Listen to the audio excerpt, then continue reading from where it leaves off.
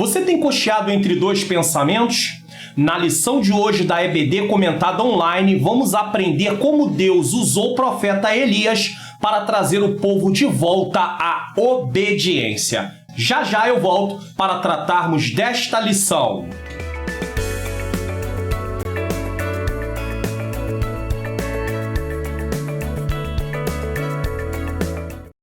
A paz do Senhor, quem vos fala é o pastor Mário Luna. Seja bem-vindos a mais uma EBD comentada online. Hoje estaremos estudando a lição de número 4, Elias e os profetas de Azerá e Baal. Deus tem grandes lições para nos ensinar na aula de hoje. E como sempre, eu peço, olha, não deixe de dar um like nesse vídeo, porque você ajuda ao canal. Também de compartilhar lá no seu Facebook, no seu status do WhatsApp, enfim, de se inscrever no canal se você ainda não é inscrito e ativar o sininho das notificações para você estar a par de todo novo conteúdo que vier a ser publicado em meu canal. Vamos começar esta aula com uma oração, como sempre começamos. Senhor, meu Deus e meu amado Pai, Pai amado e Pai querido, em nome do Teu Filho amado Jesus Cristo, eu quero te agradecer essa grande oportunidade de estar aqui mais uma vez para ministrar esta aula. Que o Senhor ilumine a minha mente para ensinar aquilo que é necessário e também ilumine a mente daqueles que estão assistindo para que possam aprender e que isso tudo venha a ser para a honra e glória do Teu nome, em nome de Jesus. Amém. Deus seja louvado, Deus seja engrandecido. Vamos lá, nosso texto áureo. Então caiu o fogo do Senhor e consumiu o holocausto e a lenha e as pedras e o pó e ainda lambeu a água que estava no rego. 1 Reis, capítulo 18, versículo 38. Verdade prática, o Senhor sustenta com a sua forte mão todos os que estão dispostos a proclamar a verdade de que Ele é o único Deus digno de adoração.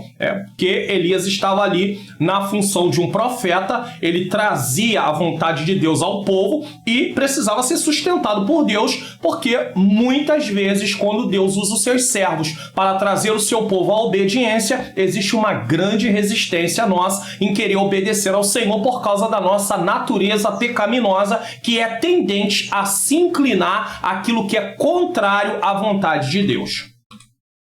Leitura bíblica em classe, 1 Reis, capítulo de número 18, a partir do versículo 22. Então disse Elias ao povo: só eu fiquei por profeta do Senhor, e os profetas de Baal são 450 homens. Deem-se-nos, pois, 2 bezerros, e eles escolham para si um dos bezerros e o dividam em pedaços e o ponham sobre a lenha. Porém, não lhe metam fogo, e eu prepararei o outro bezerro e o porei sobre a lenha e não meterei fogo. Então invocai o nome do vosso Deus e eu invocarei o nome do Senhor. E há de ser que o Deus que responder por fogo, esse será Deus. E todo o povo respondeu e disse: esta é boa esta palavra. Então Elias faz o quê? Um desafio.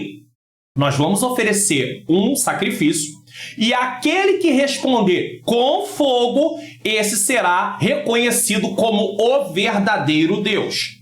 Versículo 26. E tomaram o bezerro e lhe deram, e o prepararam, e invocaram o nome de Baal desde a manhã até o meio-dia, dizendo: Ah, Baal, responde-nos. Porém nem havia voz, nem quem respondesse. E saltavam sobre o altar que se tinha feito. 29. E sucedeu que, passado o meio-dia, profetizaram eles, até que a oferta de manjar se oferecesse. Aqui essa menção da oferta de manjares era por causa do horário. Então, em vez de colocar assim: e sucedeu que, passado o meio-dia, profetizaram eles, até às 15 horas, que era mais ou menos o horário da oferta de manjares, foi preferido colocar até que a oferta de manjar se oferecesse. Porém, não houve voz, nem resposta, nem atenção alguma. Então Elias disse a todo o povo: chegai-vos a mim. E todo o povo se chegou a ele e reparou o altar do Senhor que estava quebrado. Lembre-se, e reparou o altar do Senhor que estava quebrado. Vamos explicar isso aqui muito melhor durante a lição. 38. Então caiu o fogo do Senhor, consumiu o holocausto e a lenha, as pedras e o pó, e ainda lambeu a água que estava no rego. O que vendo todo o povo caiu sobre o seu rosto e disse, só o Senhor é Deus, só o Senhor é Deus. Então, uma vez que Deus respondeu com fogo, o povo agora tomou a decisão de dizer, só o Senhor é Deus, só o Senhor é Deus. 1 Reis 19, a partir do 8. Levantando-se, pois, e comeu e bebeu, e com a força daquela comida caminhou 40 dias e 40 noites até Horebe, o monte de Deus. E ali entrou numa caverna e passou ali a noite. E eis que a palavra do Senhor veio a ele e lhe disse, que faze aqui, Elias? E ele disse, tenho sido muito zeloso pelo Senhor, Deus dos exércitos, porque os filhos de Israel deixaram o teu concerto, derribaram os teus altares e mataram os teus profetas à espada, e eu fiquei só e buscam a minha vida para me tirarem. Então, o que ele fala que está acontecendo? Que Israel deixou o concerto, ou seja, deixou de cumprir o pacto no qual havia entre Deus e eles, a aliança que havia entre eles e Deus. Também derribaram os altares, por isso que nós vamos ver sobre a questão do altar que estava quebrado, mas vamos entender isso melhor no decorrer da lição, e mataram os teus profetas à espada. E ele diz, agora só fiquei eu e eu estou aqui nessa caverna. E ele lhe disse, sai para fora e põe-te neste monte perante a face do Senhor. E eis que passava o Senhor como também um grande e forte vento, que fendia os montes e quebrava as penhas diante da face do Senhor. Porém o Senhor não estava no vento. Depois do vento um terremoto, também o Senhor não estava no terremoto. Depois do terremoto um fogo, porém também o Senhor não estava no fogo. E depois do fogo uma voz mansa e delicada. E sucedeu que, ouvindo a Elias, envolveu seu rosto na capa e saiu para fora, e pôs-se à entrada da caverna, e eis que veio a ele uma voz que dizia, que fazes aqui, Elias? E ele disse, ele repete o que ele havia falado anteriormente. Eu tenho sido extremamente zeloso pelo Senhor, Deus dos exércitos, porque os filhos de Israel deixaram o teu concerto, derribaram os teus altares e mataram os teus profetas à espada. E eu fiquei só e buscam a minha vida para me tirarem. Objetivo geral dessa lição: revelar que Deus opera milagres através dos seus filhos. Objetivos específicos: salientar que é necessário e urgente enfrentar o pecado, foi isso que Elias fez. Relatar que Deus responde às orações, relatar que Deus responde às nossas súplicas e expor as fragilidades do ser humano. Eu queria relembrar aqui um pouquinho com vocês, antes de dar início propriamente dito à lição, porque para entendermos essa lição de hoje, temos que entender o cenário do o que estava acontecendo. Mas, volto a pedir a você, dá um like nesse vídeo, não esquece de dar um like, compartilha ele na sua rede social, tá? Lá no seu Facebook, no seu status do WhatsApp. Se inscreva no canal se você não é inscrito e ative o sininho das notificações. Fazendo isso, você vai colaborar com o canal, você vai permitir que outras pessoas sejam edificadas para a glória de Deus. Vamos lá. 1 Reis 17:1 diz, então Elias, o tisbita dos moradores de Gileade, disse a Acabe, vive o Senhor Deus de Israel, perante cuja face estou, que nestes anos nem orvalho nem chuva haverá, senão segundo a minha palavra. Aprendemos na lição passada que segundo a minha palavra, Elias, ele estava ali levando algo que Deus já havia o autorizado por causa da oração que Elias faz. Elias faz uma oração para não chover, Tiago 5, 17 e 18 fala sobre isso. E por que Deus responde essa oração? Porque na lei de Moisés, que Deus havia dado a Moisés, era dito que se o povo começasse a adorar outros deuses, Deus poderia cerrar o céu e permitir que a terra fosse como bronze. Não haveria crescimento, não haveria lavoura e ao mesmo tempo não haveria chuva. Então Elias, conhecendo a lei, ele ora a Deus pedindo, Senhor, cumpre a tua palavra. Faz acontecer a tua palavra. Esse povo está desvirtuado, esse povo está desorientado, esse povo está seguindo por um caminho a qual não é o teu caminho, eles estão desviados da tua presença. Então, como Elias era um representante de Deus na terra, como um profeta, ele ora a Deus pedindo a Deus para que viesse se manifestar desse jeito, para que o povo viesse entender que eles estavam servindo alguém que não era o Senhor. Tá? O povo de Israel dependia das chuvas sazonais para que suas plantações produzissem. Se o Senhor não enviasse as primeiras chuvas em outubro e novembro, mais ou menos, e a chuva serode em março e abril, logo haveria grande fome na terra. Porém, a bênção das chuvas semi-anuais dependia da obediência do povo à aliança do Senhor. Deuteronômio capítulo 11. Então você vai ver que a bênção de Deus era condicionada à obediência. Se eles obedecessem, Deus abençoava. Se eles não obedecessem, Deus não abençoava. Deus advertiu o povo de que sua desobediência transformaria o céu em bronze e a terra em ferro, tá? Então, céu cerrado, terra em ferro, tá? São palavras figuradas para mostrar o seguinte: não vai nascer nada. Não vai cair água do céu. Deuteronômio 28, 23, 24, também temos Levítico 26, 3 e 4, 18 e 19. A terra, depois leia essas referências, a terra pertencia ao Senhor. Então Deus é dono da terra e ele faz o que ele quiser dela. E se o povo a contaminasse com seus ídolos, o Senhor não enviaria suas bênçãos. Nada mais justo. Deus tira o povo da escravidão do Egito e promete a eles, faz uma promessa para eles, no caso, tá? Já havia feito a promessa começando por Abraão, e vem cumprindo Isaac, Jacó, e agora tem aquele povo todo, e o povo está ali, sai do Egito, não está mais na escravidão, e Deus dá a lei por meio de Moisés para o povo. E diz para o povo várias coisas, e demonstra para o povo: a terra é minha, eu estou dando ela como herança para vocês, mas vocês precisam entender que vocês precisam me obedecer, vocês precisam me servir, ou se vocês precisam me servir, porque ou vocês me servem, ou vocês estarão debaixo de maldição, não estarão debaixo de bênção. Vamos trazer isso para uma aplicação um pouquinho mais para nós, nesse caso, uma aplicação para a nossa vida. Digamos que você recebe a oportunidade de morar numa casa, e a condição para morar nessa casa não é sua, mas a condição para morar nessa casa é que você cuide da casa, que você preserve a casa. E de repente o morador, o proprietário fica ciente que você não está nem aí para a casa, que você não se preocupa na manutenção da casa, que a casa está abandonada. E aí o que ele faz? Ele diz: eu disse para você que as condições de ficar aqui seriam se você cuidasse da casa. Já que você não está cuidando da casa, eu quero a minha casa de volta. É mais ou menos isso que Deus estava fazendo com Israel, tá? Principalmente quando ele permite que o povo vá para o cativeiro. Ou seja, Deus tira a terra deles e permite que outros venham ocupar a terra. Por quê? Porque eles foram desobedientes à lei do Senhor.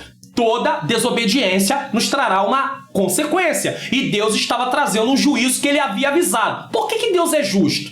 Porque Deus antes avisa o que haverá de acontecer se nós não obedecermos. Então Deus é justo. Além dele praticar algo que é justo, ele também nos avisa para que nós não venhamos ser pegos de surpresa e dizer assim: ah, mas eu não sabia. Israel sabia. Israel tinha conhecimento da lei de Deus. E se não tinham conhecimento, é porque não estavam meditando na lei. Porque a lei ordenava que eles meditassem nela. O Senhor, por meio da lei, disse: vocês têm que meditar. É só ler capítulo 6 de Deuteronômio. Então Deus diz: vocês precisam meditar nessa lei sempre. Os salmistas falam de meditar na lei sempre. O Salmo de número 119 exalta a palavra do Senhor. Fala de quanto a palavra do Senhor é preciosa. Então todo israelita sabia que precisava meditar na lei e praticar a lei do Senhor. Só que agora o povo está abandonando aquilo que Deus ordenou.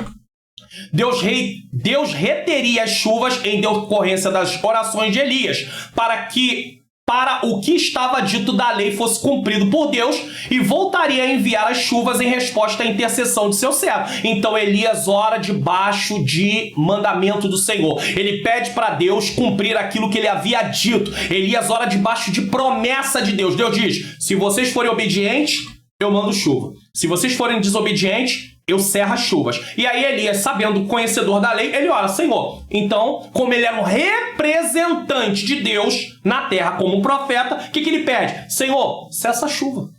Eles não estão adorando a Baal? Eles não acham que Baal é o Deus da chuva? Eles não acham que Baal tem poder? Então, cessa a chuva. E depois, o que Elias faz? Chama o povo para o quê? Para um desafio, porque aí era a hora de ver quem de fato era Deus. Nos próximos 3 anos, as condições meteorológicas em Israel seriam controladas pela palavra de Deus através de Elias. Elias falou aquilo que Deus lhe permitiu falar, lhe ordenou a falar, e agora o povo está debaixo dessa situação. Os 3 anos e meio de seca preparariam o povo para o confronto dramático entre os sacerdotes de Baal e o profeta do Senhor no Monte Carmelo. Elias havia passado 3 anos escondidos, primeiro à beira da torrente do Querite, e depois com a viúva em Sarepta, mas então recebeu a ordem de apresentar-se ao perverso rei Acabe. Então eu tinha que falar tudo isso aqui para você entender qual é o cenário no qual agora Elias vai se apresentar diante de Acabe e vai propor o desafio entre ele e os profetas de Baal, entre Elias e o Deus verdadeiro e entre os profetas de Baal e o Deus falso. Então Elias agora está cumprindo o mandato do Senhor. Para que foi cessado a chuva? Para mostrar para o povo que quem controlava o tempo, quem controla tudo é o Senhor, não era Baal. Mas já que o povo estava pensativo entre quem seria o verdadeiro Deus, tá? Então o que o Senhor faz através de Elias? Cessa a chuva. Agora vamos ver quem é que vai trazer fogo do céu. Quem é que vai se manifestar de forma visível? E é sobre isso que nós estamos falando hoje aqui. Introdução. O profeta Elias é um dos mais relevantes personagens da Bíblia. Foi ele que apareceu com Moisés no Monte da Transfiguração, conversando com Jesus. Este destacado profeta é, sem dúvida, um modelo de servo perseverante e fiel para todo o cristão. É claro, irmãos, que quando olhamos para o ministério do profeta Elias, vemos um ministério de confronto, um ministério no qual, por causa do chamado de Deus, ele passa a ser perseguido por causa disso. Nesta lição, veremos como Elias desafiou corajosamente a idolatria em Israel, como orava de modo simples, mas cheio de confiança, e como, apesar de tudo o que fez, expôs sua humanidade ao cair em desânimo. Quem não cai em desânimo? Nós vamos ver sobre isso também aqui. Tópico 1, o desafio no Monte Carmelo. Subtópico 1, o zelo de Elias o pôs diante de um confronto.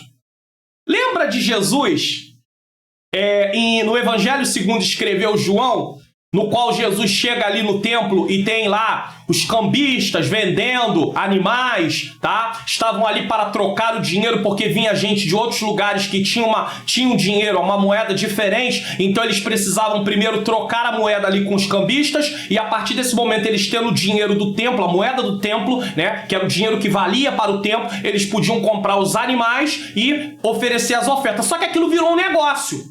A princípio poderia ser uma coisa para facilitar o povo, de não trazer animais de longe. Imagina, você mora a tantos quilômetros de distância de Jerusalém e precisava ir lá fazer a sua oferta anual. Só que você tem que levar os animais. Os animais, eles iam ficar comprometidos pela viagem. Então criou-se essa questão de poder fornecer os animais ali naquele lugar. Só que isso se tornou um comércio de uma tal forma que Jesus se apresenta e ele ali corrige aquilo de forma determinada, né? É determinado ali a corrigir aquilo e mostrar: não façai a casa do meu pai de casa de negócio, porque não era uma coisa para facilitar só. Agora eles estão comercializando. Pastor Mário Luna, como assim? Olha, eles, além de estarem fazendo isso ali diante do templo, não era dentro do templo, mas era nas dependências ali, eles estavam também levando em consideração lucro, ou seja, provavelmente valores muito acima do mercado do que valia um animal, mas quando chega lá, ele tem que comprar. Vamos dizer, você vendeu seu animal por um valor X, aqui é apenas uma simbologia, digamos que vendeu por R$1.000, quando chegava lá, pagava 1.200, 1.300, 1.400, 1.500, apenas para entendermos isso aqui. Então virou o quê? Comércio. Não era uma facilitação, era uma usurpação. Tinha a parte, estavam usurpando do direito, né? E estavam ali trazendo uma coisa que não era o propósito. Então Jesus vem e corrige, tá? Jesus vem e corrige por causa disso. E aqui nós vemos uma coisa da mesma forma. Elias, ele entra no confronto por causa do zelo. Porque o texto lá de João diz que o zelo da casa do meu pai me consome. O filho, consome o filho. Ou seja, ele passa a ser mal visto, né? A estar no confronto com o povo por causa do que ele estava fazendo. A mesma coisa com Elias. O zelo por causa das coisas de Deus, levou Elias para um confronto. Devido à apostasia do povo e à falta de liderança espiritual do rei Acabe, né? Porque todo o povo irá para a apostasia se não houver uma boa liderança, porque uma liderança pode levar um povo para a apostasia, tá? Então, o povo estava ali, né? Devido à apostasia do povo e à falta de liderança espiritual de Acabe e de outros que lhe antecederam, como foi o caso de outros reis que antecederam Acabe, entre eles ali Jeroboão e outros mais, tá? Elias, como alguém que conhece muito bem o Deus que serve, viu-se na condição de lançar um grande desafio diante de todos. Não podemos esquecer que Elias está profetizando para o Reino do Norte. As 10 tribos que se dividiram e saíram do domínio de Roboão para ficar sobre o domínio de Jeroboão. É nesse reino que Elias é profeta, tá bom? Mandou chamar os profetas de Baal e lhe incitou, dizendo: o Deus que responder com fogo, esse será Deus. 1 Reis 18, 24. O profeta foi levado a fazer isso em função da pergunta sem resposta que lançou antes do confronto: até quando cocheareis entre dois pensamentos? Se o Senhor é Deus, seguiu. Se Baal, seguiu. 1 Reis 18, 21. É aquela história que nós conhecemos bem, né? Ou bem tu é frio, ou bem tu é quente. Mas quem é morno vai vomitar. E você vai entender por que não pode ter essa indecisão. O povo não tinha resposta para esta pergunta porque estava em dúvida sobre quem de fato era o verdadeiro Deus. 1 Reis 18, 22 diz: então disse Elias ao povo: só eu fiquei por profeta do Senhor, e os profetas de Baal são 450 homens. O que Elias quer dizer com isso aqui? Elias era um homem zeloso. Isso quer dizer que tinha uma decisão ardente pelo Senhor. Por isso, quando diz só eu fiquei por profeta do Senhor, ele pode estar dizendo que só ele publicamente estava se declarando como profeta do Senhor, pois ele sabia que Obadias havia escondido 100 profetas, pelo menos, quer ver? 1 Reis 18, 13. Por isso que é bom você conhecer o texto como um todo. Se você pega uma parte só, você não consegue ter um entendimento, mas quando você lê o todo, para depois entender as partes... Guarde uma coisa, interpretação bíblica não começa pelas partes para o todo, começa do todo para as partes nesse caso, porque se você não entender o todo, você pode ter uma ideia das partes equivocada. Então, quando nós lemos aqui na tela anterior que Elias diz: então disse Elias ao povo, só eu fiquei por profeta do Senhor, nós podemos achar que Elias estava achando aqui nesse momento que ele era o único profeta. Aqui nesse texto. Porém, quando nós vamos para 1 Reis 18, 13, nós vamos descobrir que Elias sabia que havia outros profetas que não haviam sido mortos. Porém, eles não estavam se apresentando publicamente. O único profeta publicamente que estava se apresentando era Elias. Aqui posso fazer uma pergunta. Diante de tantas coisas erradas que têm acontecido no meio cristão, será que você é um daqueles que tem se apresentado para falar aquilo que Deus quer que fale? Ou será que você é daquele tipo dos profetas da casa de Acabe que profetizava segundo aquilo que o rei gostaria de ouvir?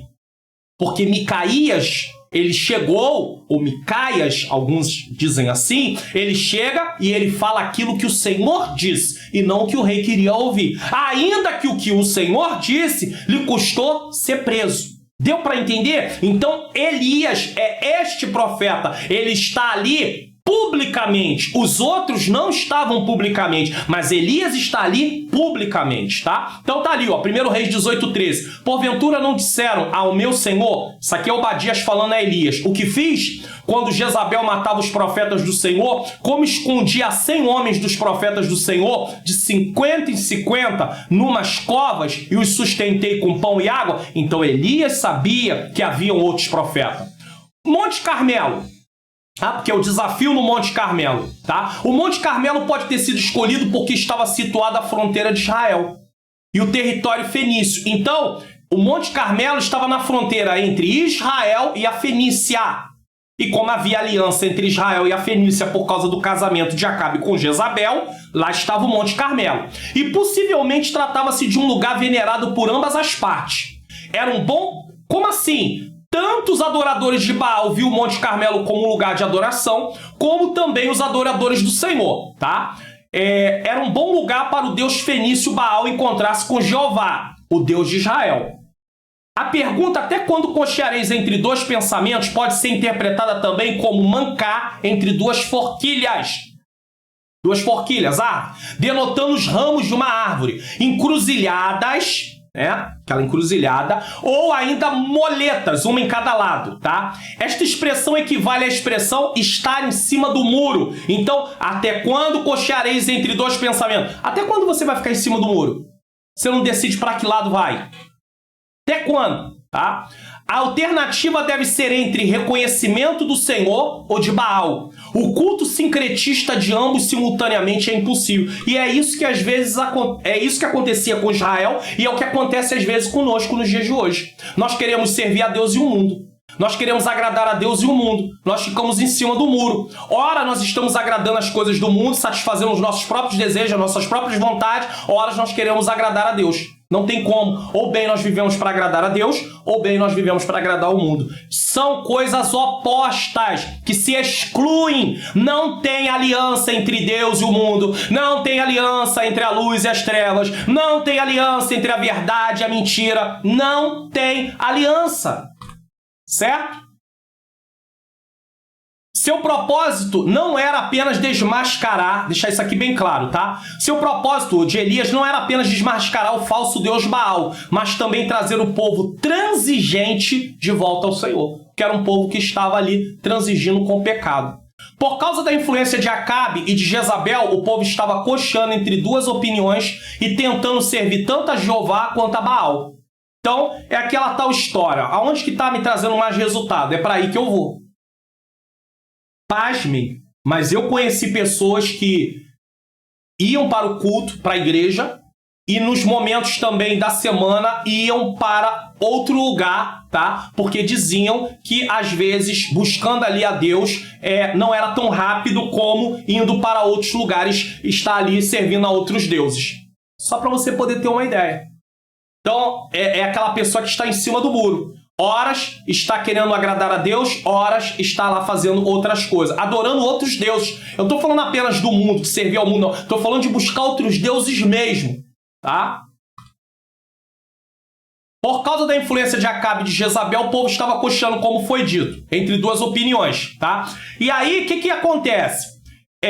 Louvado seja o nome santo do Senhor. Assim como Moisés e Josué, Elias pediu uma decisão definitiva dos israelitas, mas o povo se calou. Era um povo fraco, sem a verdadeira convicção. Josué disse, se vocês quiserem servir outros deuses, é com vocês, mas eu e a minha casa serviremos ao Senhor. Número 2, o problema de não saber a quem adorar. Este triste dilema espiritual se faz presente em todas as vezes que o povo de Deus se envolve com a idolatria. Pois os que adoram ídolos não conseguem enxergar o verdadeiro amor e cuidado divinos, uma vez que, a despeito de terem todas as características da divindade, esses pretensos deuses não passam de ilusão inventada pelo homem. A grande questão é que os deuses falsos é invenção humana. Eles não existem. Os homens inventaram eles na mente e, a partir disso, trouxeram eles em forma de matéria, louvado seja o nome santo do Senhor, para poderem ser adorados e cultuados. Então, eles não existem. E Elias estava ali para mostrar, nesse caso. E quando a pessoa parte para o lado da idolatria, ela deixa de considerar o amor de Deus, tudo que Deus fez para nós. Tá? Entretanto, mesmo sendo falso, esses ídolos exercem muita força e influência sobre o coração do homem, tornando-o tão ignorante quanto eles próprios. Salmo 135, 18. Vamos lá. Vale destacar que os ídolos não precisam necessariamente ser físicos, pois podem estar camuflados no coração humano a fim de controlarem as decisões e toda a vida de uma pessoa. Jesus nos alertou sobre isso em Mateus 6,24. Mateus 6,24 na NVT, nova versão transformadora, diz: ninguém pode servir a dois senhores, pois odiará um ou amará outro, será dedicado a um e desprezará o outro. Vocês não podem servir a Deus e ao dinheiro.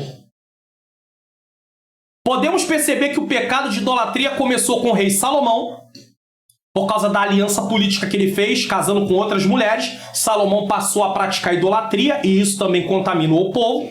Se estendeu com o rei Jeroboão no Reino do Norte, pois ele mandou erigir 2 santuários de adoração com bezerro de ouro, um no norte de Dan e o outro ao sul de Betel, a fim de evitar que o povo fosse a Jerusalém e voltasse para ser regido pelo rei Roboão. Então, medo de perder a liderança. Se Deus já havia usado um profeta dizendo que a divisão do reino aconteceria, Jeroboão não tinha que fabricar um culto idólatra para manter sua liderança. Esse é um grande problema. Existem pessoas que, de fato, Deus levantou elas. Mas para manter a sua liderança, seja em que lugar for da obra de Deus, ele começa a usar coisas que não têm a ver com a vontade de Deus. Ele começa a usar meios, estratégias que não têm a ver com aquilo que Deus quer. Então Jeroboão, para segurar o povo, ele coloca a adoração a um Deus falso, tanto em Dan como em Betel, para que o povo não fosse adorar em Jerusalém. Então ele está levando o povo ao quê? A idolatria. Sendo que Deus disse que ele assumiria as 10 tribos. Já havia usado um profeta para falar disso. Só que ele não confia em Deus. Ele não confia na provisão de Deus. É igual Salomão. Salomão, para ter paz no seu reino, o que ele faz? Ele faz alianças políticas, casando com mulheres estrangeiras que corrompem o seu coração e faz ele adorar outros deuses. O que é isso? Toda vez que nós não confiamos em Deus, nós nos metemos em nos aliançar com pessoas, com coisas que Deus não se agrada.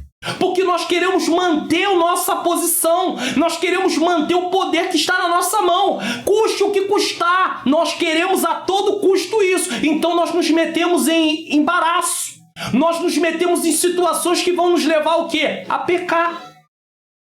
E isso é triste, porque Jeroboão faz isso. Ele leva o povo à idolatria, ele faz o povo idolatrar. Coisa triste, irmãos, coisa triste. É quando não só eu parto para um caminho de desagradar a Deus, mas eu levo pessoas junto comigo para desagradar a Deus. Irmãos, é por isso que nós vemos na Bíblia vários exemplos de pessoas que Deus trouxe um juízo muito rápido. Porque eles não estavam só se contaminando, eles estavam levando outras pessoas a se contaminar. Quando é que o juízo de Deus parece que vem mais rápido? Quando o meu pecado está levando muitas outras pessoas a pecarem também. E aí é hora de Deus trazer o juízo. Por quê? Porque Deus precisa consertar aquela situação. Porque Deus não vai deixar com que o nome dele seja escandalizado. Certo?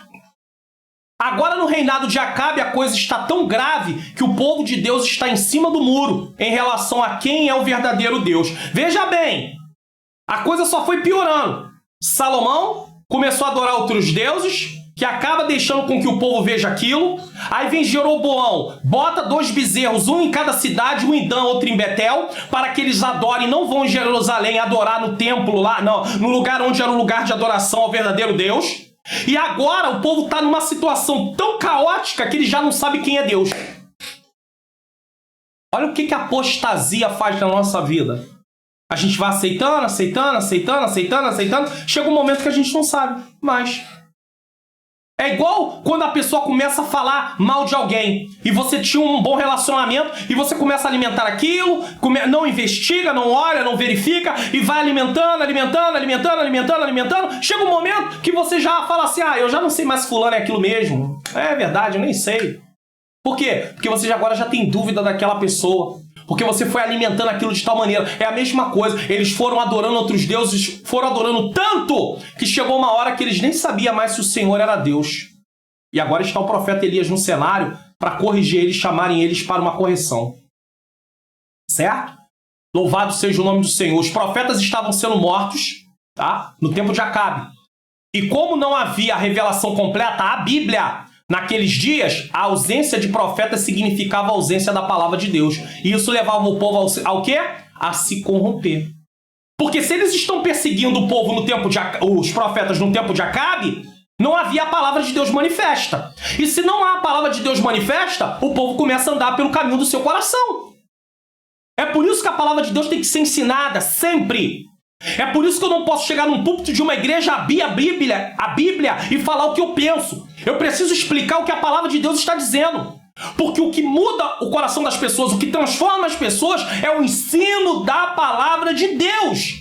Não é o que eu penso, não é o que eu acho, não são minhas filosofias, não são minhas ideias.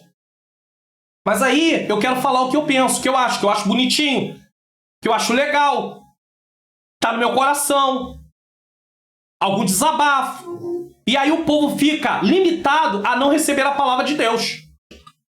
E quando não há a palavra de Deus, o que acontece com o povo? O povo se corrompe. Oséias diz que o meu povo pereceu por falta de conhecimento.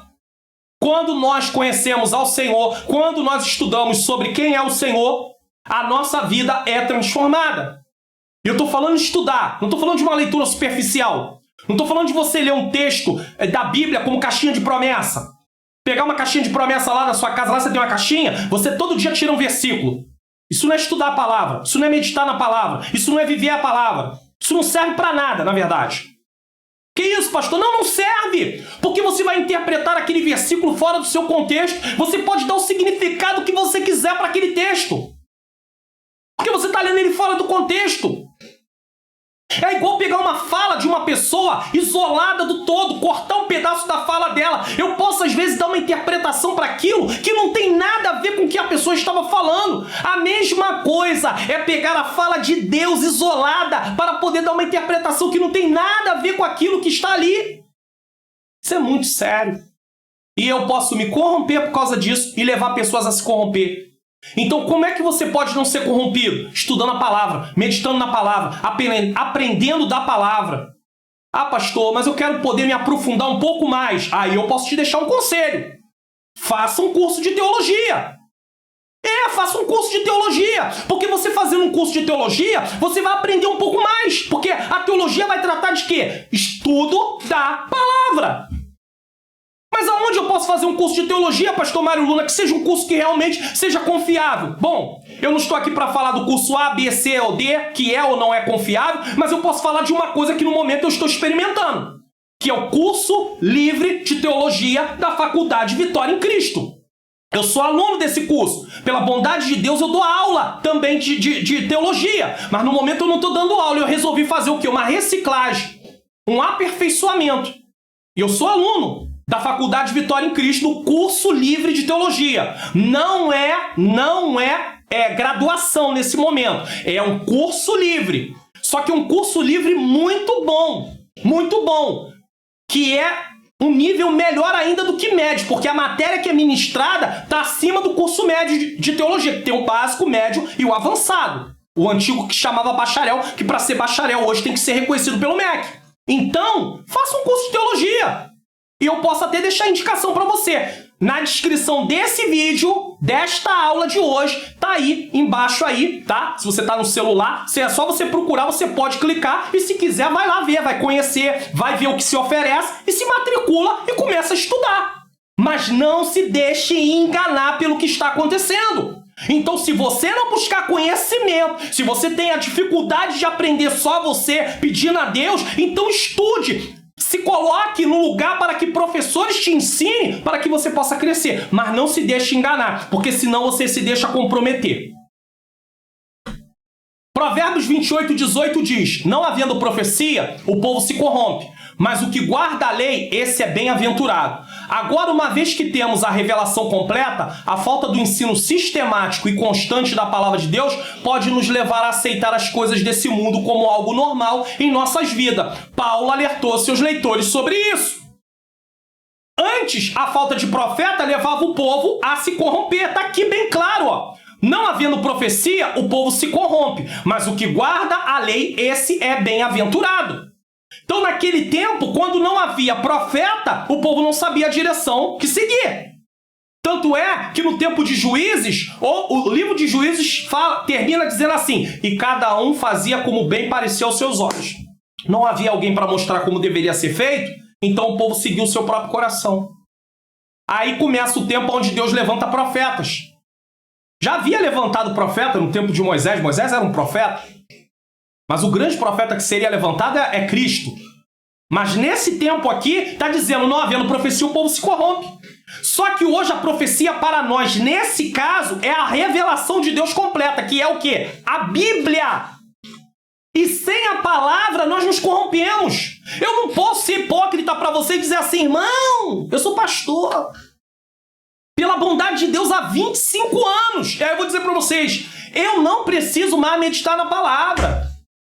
Eu cheguei no nível que eu não preciso mais. Pasmem, há quem pense assim. E aí o que acontece? Como eu estou no processo de santificação progressivo diário, quando eu não estou em contato com a palavra de Deus, eu vou começar a estagnar. E a minha natureza pecaminosa, que ainda está presente, ela começa a ganhar força. Porque uma vez que eu estou em Cristo, eu deixei de ser escravo do pecado. Mas isso não quer dizer que o pecado que está na minha natureza não tente me seduzir. As coisas desse mundo não me atraiam. Então eu preciso estar em contato com a lei do Senhor, meditando nela dia e noite. Para quê? Para que a lei do Senhor me confronte, o Espírito Santo me confronte e me lembre, olha, isso aqui não é, isso aqui é certo, isso aqui é errado, isso aqui é certo, isso aqui é errado, isso aqui é certo, isso aqui é errado. Porque se eu não meditar, eu afrouxo. E quando vê que não, o que eu estou fazendo? Eu estou voltando às velhas práticas. Então não existe esse negócio que chegou a um ponto aqui nessa terra. Você só vai chegar a esse ponto quando receber um corpo glorificado. Não existe chegar nesse ponto aqui nessa terra e dizer, eu não preciso mais estudar. Eu estou com o meu reservatório lotado. Ei, reservatório lotado sem o estudo diário da palavra de Deus não existe. Não existe. A manutenção é diária. É diária. Precisamos cuidar da nossa vida espiritual diariamente. É igual a manutenção de casamento. Não existe esse negócio, eu cheguei num ponto que eu não preciso mais fazer manutenção de casamento. Me preocupar, precisa. Situações novas se apresentam. Decisões que você precisa tomar que são parecidas com as anteriores, mas em novas situações, com um cenário diferente. E aí, como não é uma repetição do que você já está acostumado, o que você faz? Você às vezes muda a atitude. Ah, lá atrás eu fiz desse jeito, mas agora eu vou fazer de outro jeito, porque o cenário está diferente. Mas acontece que a solução seria a mesma. Mas aí, como o cenário é diferente, eu me esqueço. Então é por isso que eu preciso meditar na palavra de Deus. A nossa mente foi contaminada por causa do pecado. Nós não temos um entendimento perfeito das coisas de Deus. Então nós precisamos meditar na palavra de Deus dia e noite. Ou seja, meditar sempre. Meditar constantemente. Certo? Então, Paulo alerta aos seus leitores para que eles não estejam vivendo uma vida de acordo com o mundo. E a falta do ensino sistemático e constante da palavra nos leva a isso.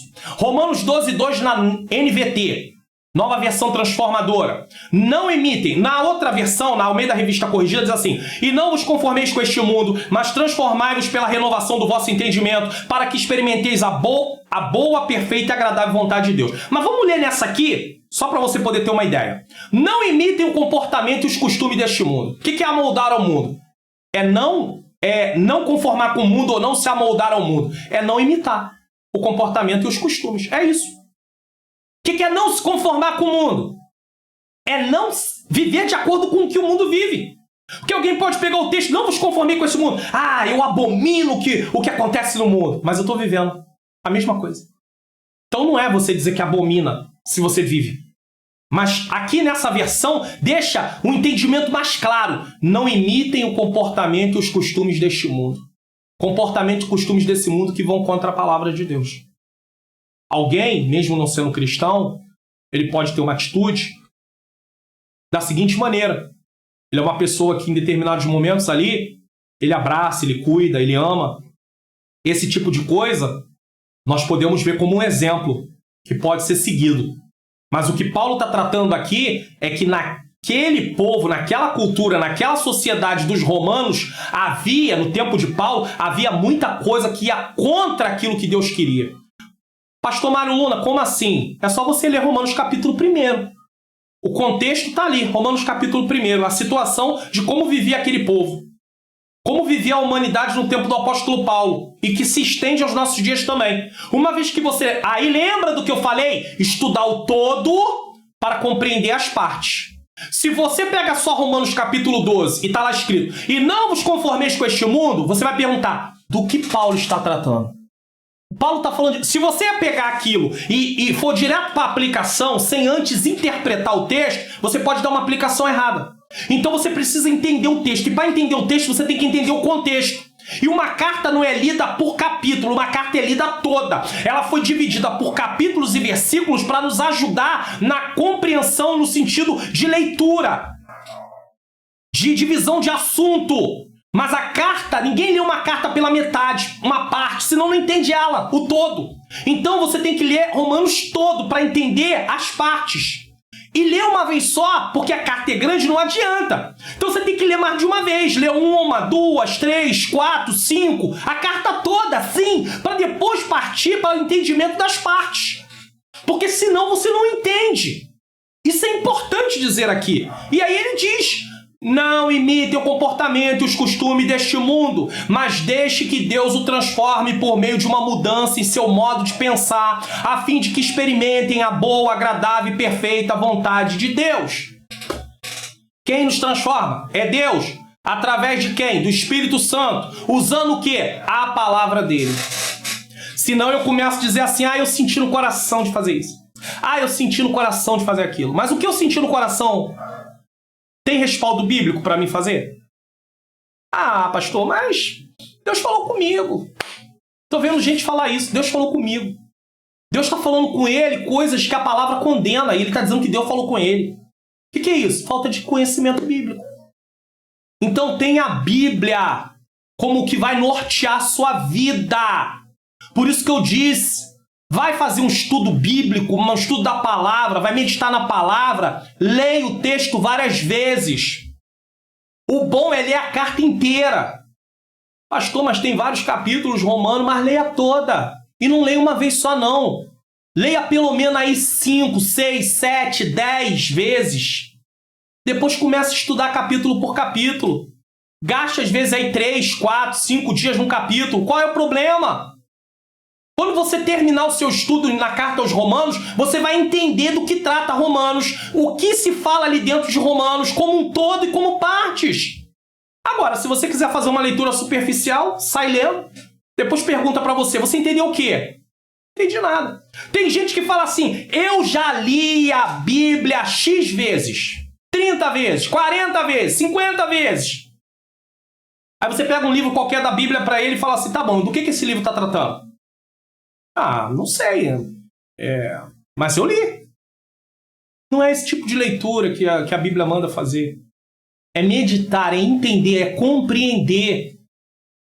Em Neemias, capítulo 8, é só você ler lá, diz que era lido e explicado para que o povo viesse o quê? Entender.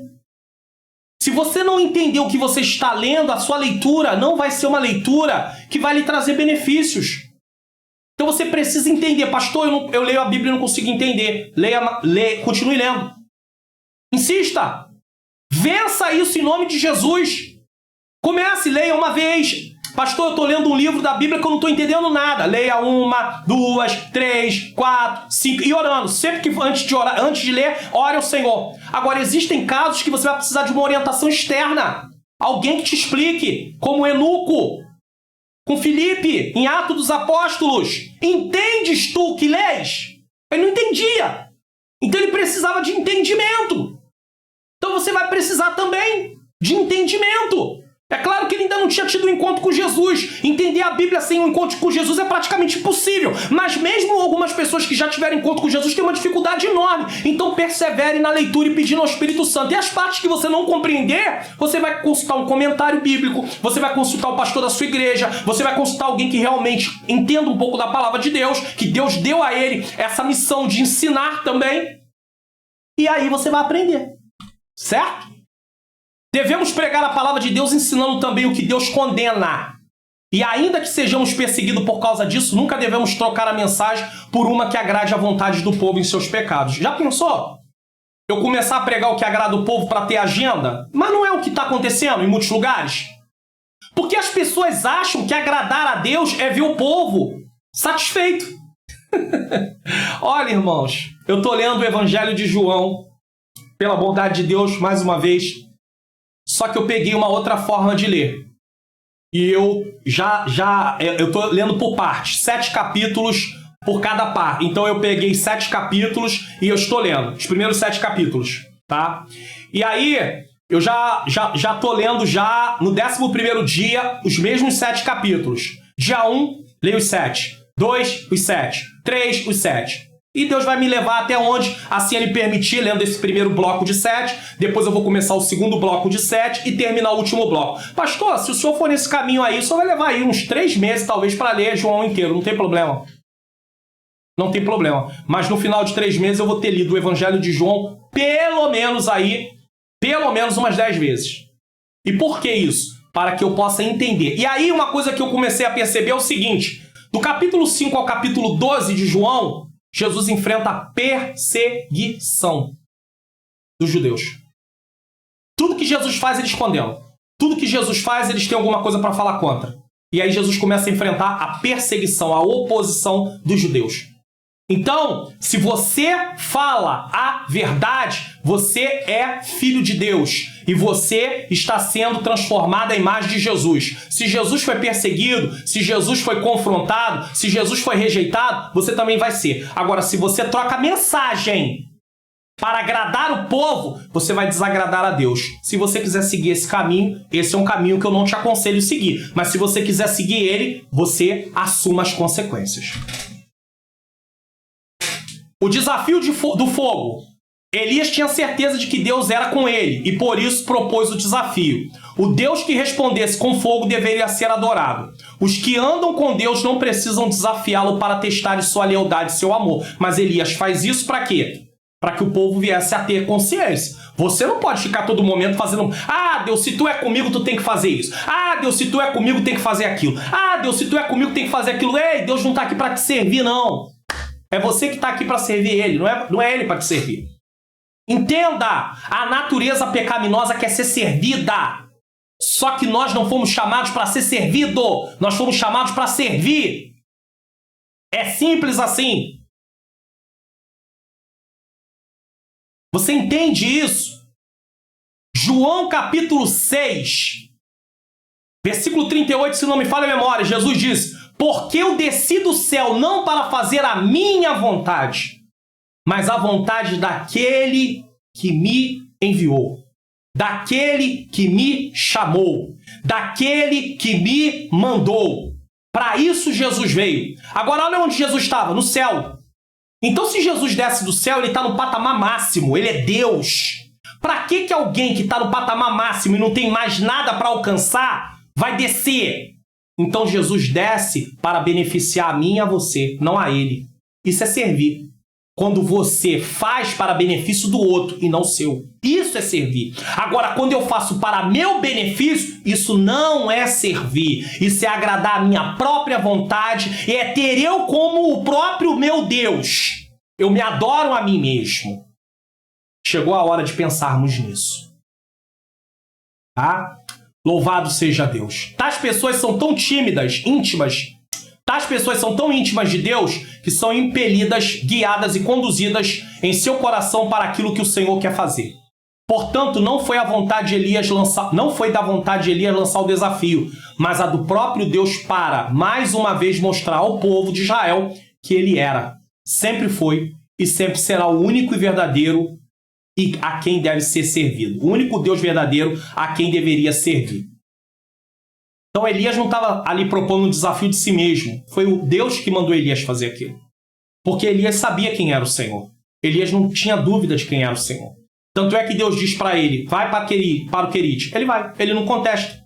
Vai para Sarepta, ele não contesta. Porque ele sabia quem era o Senhor. Agora, quando a gente não sabe quem é o Senhor direito, nós agimos igual Gideão no início. Vai nessa força, varão valoroso, que o Senhor é contigo. Ah, se o Senhor é conosco, como é que nós estamos passando por isso? Gideão não estava entendendo a situação. Porque ele não tinha entendimento direito de quem era o Senhor. Mas Elias tinha. Ele sabia quem era o Senhor. Ah, mas mesmo sabendo quem era o Senhor, Elias se sente desanimado. Ei, é a humanidade. dele, mostrando os sinais ali de humanidade. Elias não era Deus, Elias era um servo do Senhor. Ele foi um grande profeta de Deus, foi, mas ele era homem, como eu e você. Tiago 5, 17 e 18 fala sobre isso.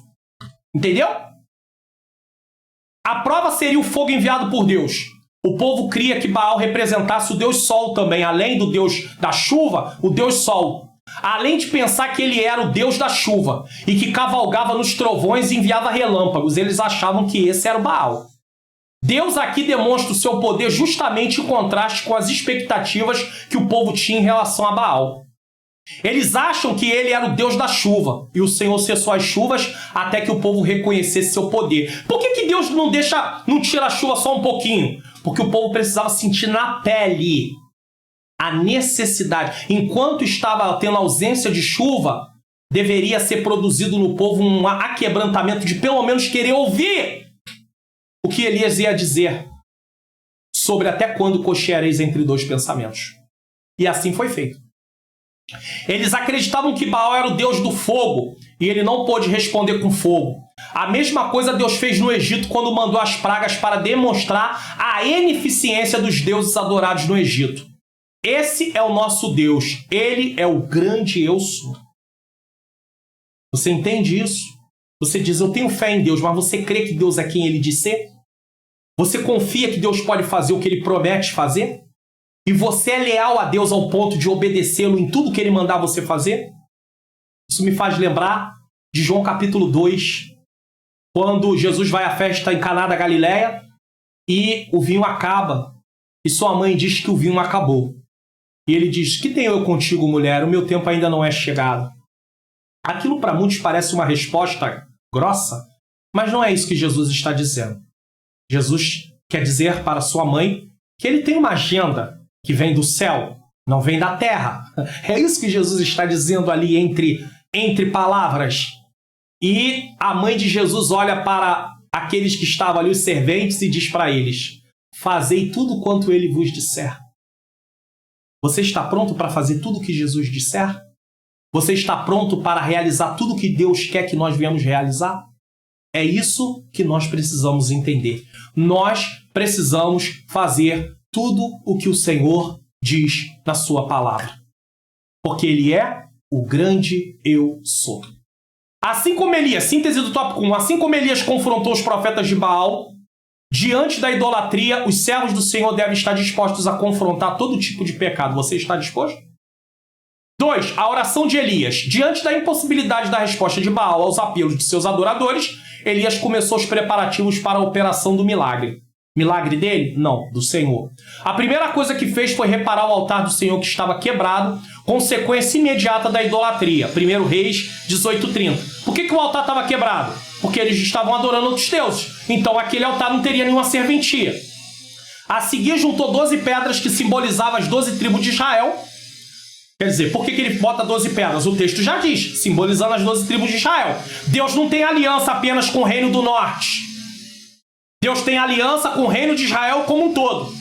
Então entrou 12 pedras simbolizando a aliança de Deus com todo Israel, apesar de Israel estar dividido agora por causa dos pecados que cometeu. Os reis, inclusive, que estavam na frente, como Salomão, tá? Cavou um rego em volta do altar, uma cova, né? Uma valinha, né? Uma vala. Colocou lenha, dividiu o bezerro em pedaços sobre a lenha e pediu para que derramasse 12 cântaros de água sobre o altar. Num tempo de seca, Elias ainda pede para derramar água.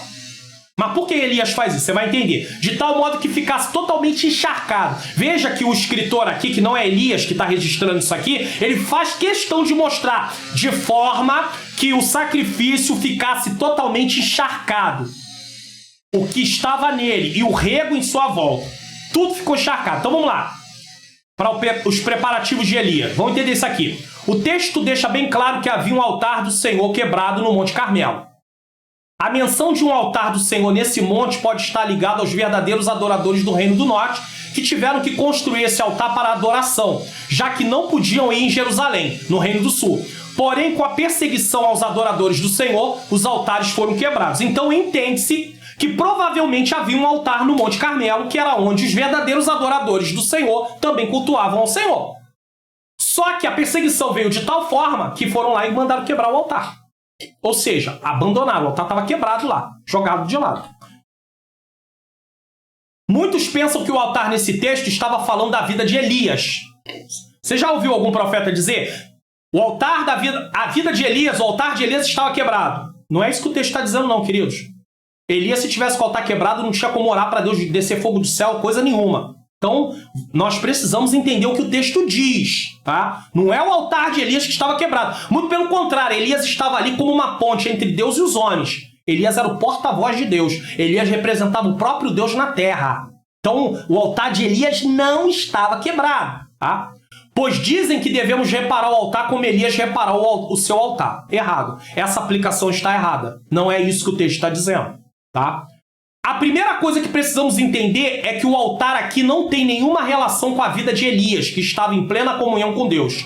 Esses erros acontecem porque as pessoas leem um texto e pulam a interpretação que trata do significado do texto e vão para a aplicação. 3 coisas que eu vou precisar fazer quando eu estou lendo um texto. Eu leio o texto, tá? Leio, eu entendo o texto e aí eu dependo da interpretação e eu aplico o texto. Eu não tenho como, se eu estou estudando a palavra de Deus, eu não tenho como ler e aplicar direto, porque eu vou fazer uma aplicação errada, porque eu não vou considerar o significado. Toda vez que eu desconsidero o significado, eu vou fazer uma interpretação errada. E é por isso que as pessoas dizem que Elias estava com o altar quebrado. Porque lê que Elias reparou o altar do Senhor que estava quebrado, o altar do Senhor que estava quebrado, o altar de sacrifício a Deus que estava quebrado, não a vida de Elias. Nesse texto, o altar não tem nenhuma ligação com a vida de Elias. Mas nós vamos ver com a vida de quem esse altar tem ligação. Já, já. Calma aí. Nome de Jesus. Tá? Então pulam da interpretação que trata do significado do texto e vão logo para a aplicação que trata das lições no texto. As lições do texto podem ser aplicadas à minha vida. Então eles pulam. Leitura, interpretação que tem a ver com entendimento e aplicação. Vamos aumentar aqui para você entender. Leitura, interpretação que tem a ver com entendimento, entender o texto e aplicação. Eles pulam daqui para cá. Se eu não sei do que o texto trata, a possibilidade de eu errar é enorme. E é o que está acontecendo direto, tá? Só para você poder entender. Entender o texto depende de leituras atentas, levando em consideração o contexto e o que a Bíblia fala sobre aquele assunto como um todo. Você não pode pegar um texto bíblico isolado e criar uma doutrina sem levar em consideração o restante do que a Bíblia diz sobre aquele assunto. Então, tem gente que pega e não leva em consideração. Então, o contexto não está só ali naquele livro. Também tem que levar em consideração o que a Bíblia diz como um todo, isso aqui. Aí nós vamos ver, não, realmente isso aqui é uma coisa que Deus está condenando. Ou não está condenando. A segunda coisa que precisamos entender é o que significa o altar quebrado nesse texto. Para entendermos isso, precisamos entender o que é um altar e para o que ele serve. Então vamos ver o que significa o altar quebrado nesse texto. No Antigo Testamento, sem entender o que era o altar e para que ele serve, eu nunca vou saber o que é o altar quebrado. Não adianta você chegar e falar para os irmãos numa pregação: irmão, repara o altar do Senhor. E eles vão dizer: tá. O que significa altar? Do que fala altar? Não, altar é tua vida. Tá, mas reparar em quê? Como assim? Para que serve o altar? Então vamos ver, tá? No Antigo Testamento, o altar era o lugar onde o israelita, temente a Deus, primeiro, demonstrava sua gratidão a Deus através das suas ofertas. B, buscava o favor e o perdão de Deus, divino, tá? Então ele oferecia sacrifícios pelos seus pecados, pela sua culpa. 3, prestava um testemunho referente à presença do Todo-Poderoso entre o povo. E 4, adorava a Deus. Adorava a Deus, guardou? No altar eles adoravam a Deus. Quem eles estavam adorando nesse tempo? Baal. Eles não estavam adorando a Deus. Então, para que serviria um altar que não tinha utilidade para adorar a Deus? O que eles faziam com esse altar? Quebravam. Então, o altar quebrado, levando em consideração a idolatria de Israel, era a ausência de adoração a Deus e a perseguição aos verdadeiros adoradores. O altar quebrado apontava para duas coisas ao mesmo tempo: a ausência de adoração a Deus e perseguição àqueles que falavam a vontade de Deus, as verdades de Deus, a palavra de Deus. Era isso que o altar simbolizava. O povo de Israel estava sem comunhão com Deus. Não era o altar de Elias que estava quebrado, a vida de Elias que estava desconcertada. Era a vida do povo que estava desconcertada. E o que provava isso? Não havia um altar para oferecer sacrifícios ao Senhor. Se não havia altar para oferecer sacrifícios ao Senhor, isso apontava diretamente para a vida do povo estar longe de Deus. Só que o altar, além de o altar não estava abandonado, o altar estava quebrado. Então apontava para mais uma coisa: perseguição aos verdadeiros profetas de Deus. Deu para entender? Se Baal, que era o Deus em evidência, não pode responder para os israelitas apostatados da fé, dificilmente o Senhor responderia.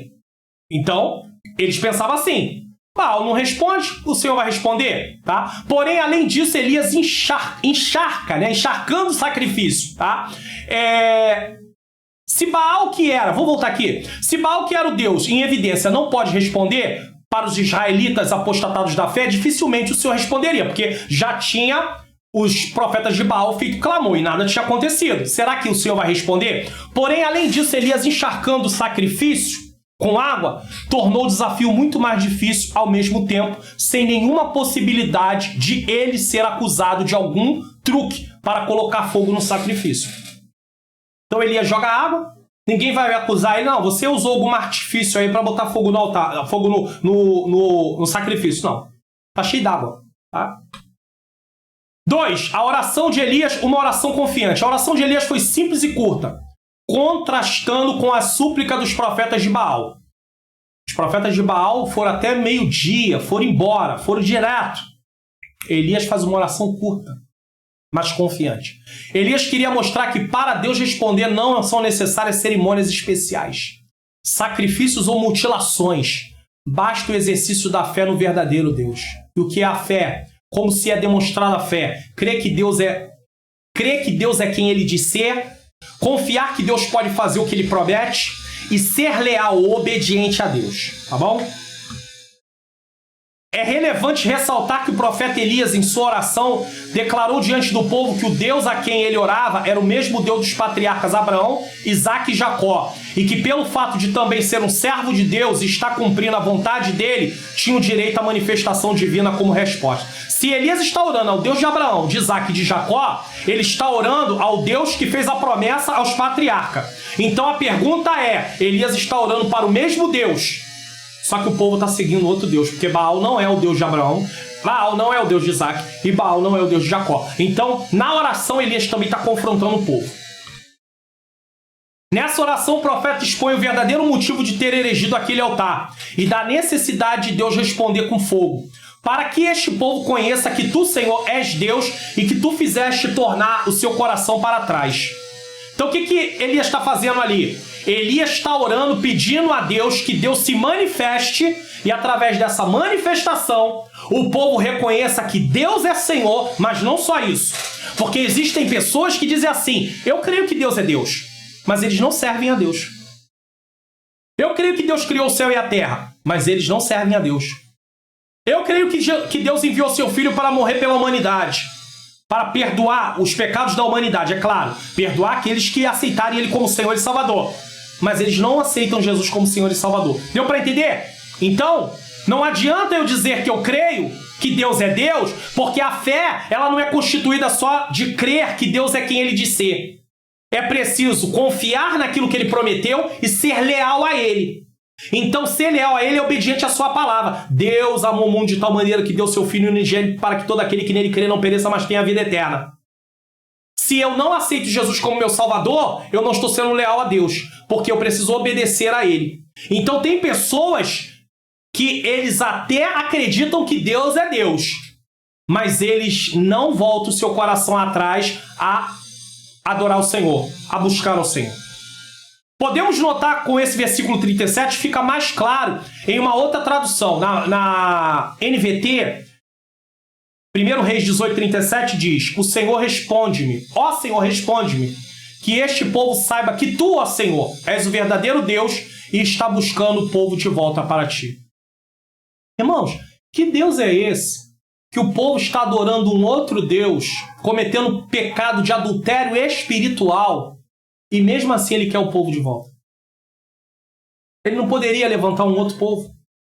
Ele não poderia fazer aliança com outro povo. Mas Deus quer o seu povo. Deus quer eu e quer você em Cristo Jesus. Deus quer a sua igreja. Jesus quer a sua igreja.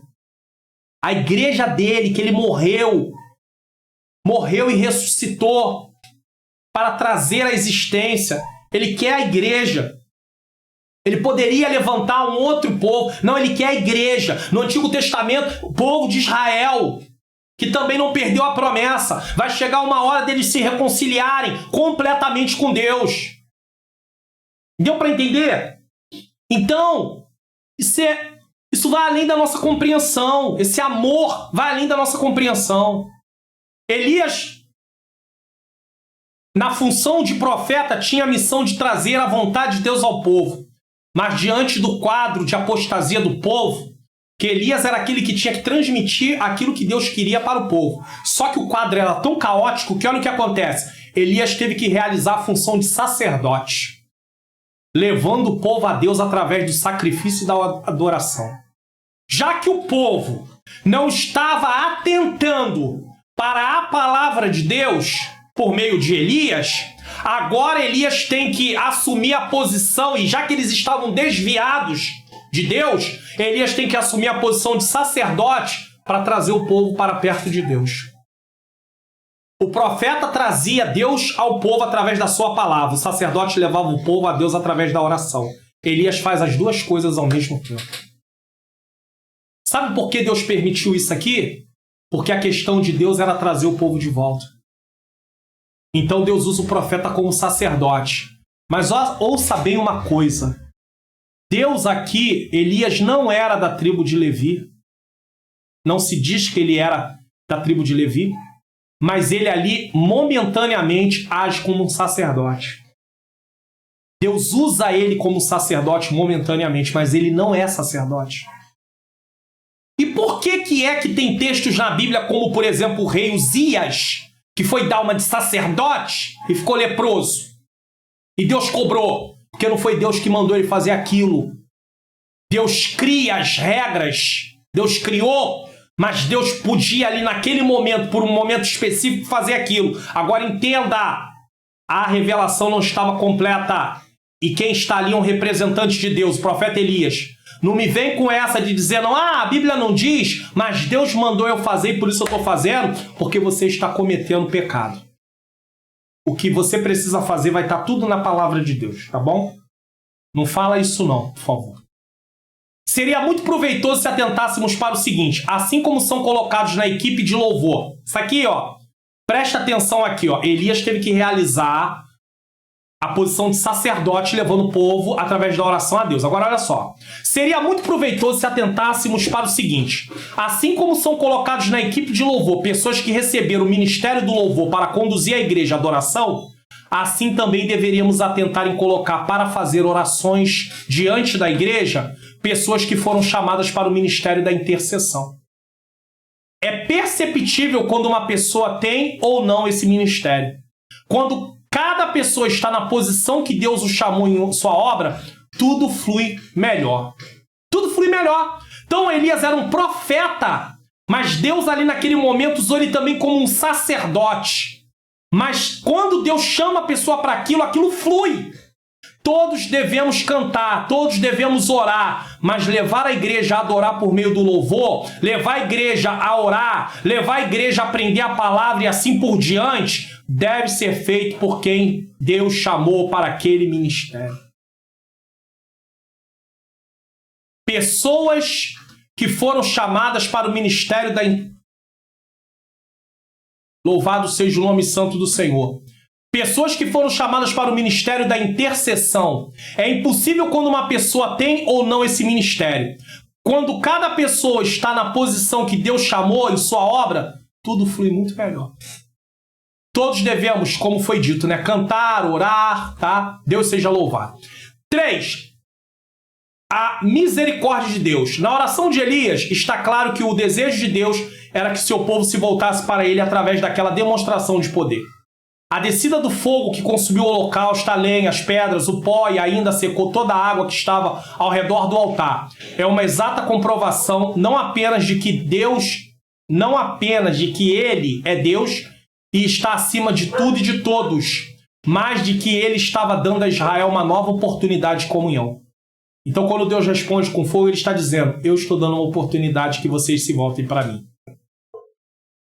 Nós estamos num tempo onde Deus está dando oportunidade para que todos se voltem para ele em Cristo Jesus. Se você não aproveitar essa oportunidade, virá o tempo do fim. E aí você não vai ter mais a oportunidade. De repente, pode chegar um momento que a sua vida, você vai partir dessa terra. E aí você não vai ter mais oportunidade. Então aproveite a oportunidade. Tá? A reação do povo foi unânime em reconhecer que o Eterno é Deus verdadeiro. Com isso, a seca que já durava 3 anos e meio terminou. Porque agora o povo já tinha reconhecido. Se o povo reconhece, o juízo de Deus para. Elias subiu ao cume do Monte Carmelo, orou a Deus e caiu uma abundante chuva. Porque Elias ora e fala: Senhor, manda chuva agora. O povo agora se voltou para ti. A tua palavra diz que se o teu povo que se chama pelo teu nome se humilhar, orar, buscar a tua face, se converter dos seus maus caminhos, então o Senhor virá do céu, vai sarar a terra, tá? E trazer sobre eles as bênçãos. Se o meu povo que se chama pelo meu nome se humilhar, orar, buscar a minha face, se converter dos seus maus caminhos, então eu ouvirei do céu, perdoarei os seus pecados e sararei a sua terra. E estarão abertos os meus ouvidos à oração que se fizer nesse lugar. Certo? Com isso, a seca, que já durava 3 anos, terminou, né? Elias pede a chuva. 1 Reis 18:39. Quando o povo viu isso, todos se prostraram com o rosto no chão e gritaram: o Senhor é Deus, sim, o Senhor é Deus. Tu é Deus. O Deus de Baal existia na mente do povo, mas ele não era Deus. Se a teologia do ponto... Agora, olha aqui, ó, mais uma vez, ó, um assunto interessante aqui, ó. Por que o povo acredita que Baal é Deus? Porque eles estão com uma teologia errada acerca de Deus. Eles têm um entendimento errado. Nós podemos ter uma teologia, porque teologia tem a ver com assuntos relacionados a Deus.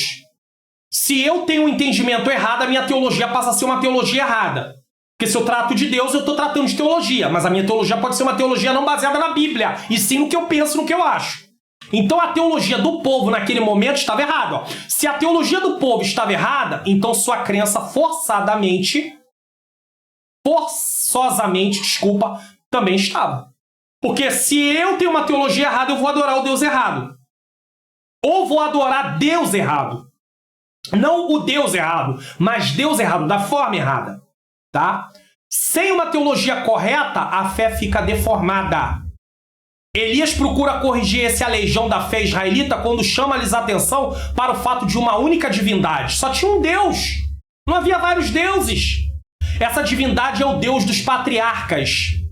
Uma teologia deformada onde Deus é entendido como um grande garçom a serviço dos mais variados desejos, sem dúvida alguma, é a grande responsável pelo processo de fragmentação que ora passamos. Por quê? Porque as pessoas acham que Deus está à nossa disposição. E aí eu volto a dizer, é por isso que é preciso você estudar a teologia correta. Se você pode, o faça. Já falei anteriormente na aula e vou repetir. Clique no link que está aí debaixo da descrição, porque eu sou aluno da Faculdade Vitória em Cristo, do curso livre de teologia, e você pode estudar. Estude você também. E aí você vai começar a ver algumas coisas que você vai aprender e você vai falar assim, engraçado, durante toda a minha vida eu achei que isso era assim. As pessoas dizem que é assim, mas olha o que a palavra de Deus diz. Você vai começar a aprender que a palavra não diz aquilo. E você vai viver de acordo com a palavra. Você não vai estudar teologia para sair por aí como um juiz apontando o erro de um e de outro. Mas você vai estudar para que a sua vida seja transformada, de acordo com a palavra, e para que você possa ser um canal de transformação de Deus para outras vidas. Deu para entender? Então é uma forma de servir a Deus melhor. Se você pode, se o Espírito Santo lhe concede isso, se você tem um recurso, vá lá, clique aí no link. Porque eu estou falando de algo que eu faço, apesar de dar aula de teologia, mas no momento estou fazendo uma reciclagem. Agora, se tem uma teologia errada, meu querido, aí a coisa vai ficar difícil para a nossa vida espiritual. 2. Síntese do tópico 2. Quando exercitamos a nossa fé e confiança no Senhor, Ele responde nossas orações e nos livra de qualquer adversidade. 3. Elias em Horebe. Os feitos e a exaustão do profeta. Depois de tudo isso, veja que a pressão em Elias vem não por causa só do que Jezabel falou. Há um acúmulo, tá? Elias chegou à exaustão diante de tantos embates que enfrentou para fazer o povo de Deus retornar ao caminho. Isso mostra que até mesmo os crentes mais fiéis podem vir a sofrer depressão e desânimo na sua caminhada, mesmo depois de serem usados pelo Senhor de forma extraordinária como Elias. Qualquer um pode passar por isso, tá? Isso significa que aqueles que ascendem em posição na obra de Deus também podem descer em proporções iguais. Se tu vai lá no alto, daqui a pouco tu tá caindo ali, tá desanimado, tá sem vontade. Por causa do quê? Por causa daquela pressão. Você não vai continuar daquele jeito. Deus não quer você desse jeito, mas você pode vir a cair desse jeito. Vejamos os grandes feitos de Elias em sequência. Conseguiu reunir o povo no Carmelo através de Acabe, seu inimigo. Fez descer fogo do céu no altar molhado. Fez o povo, mesmo em rebeldia, se dobrar diante do Senhor. Eliminou cerca de 850 profetas de Baal e Azerá, que recebiam o apoio do rei. Alguns acham que só foi 450 que os profetas de Azerá não foram ao desafio. Mas nós não temos como provar isso. Então fica aí essa dúvida.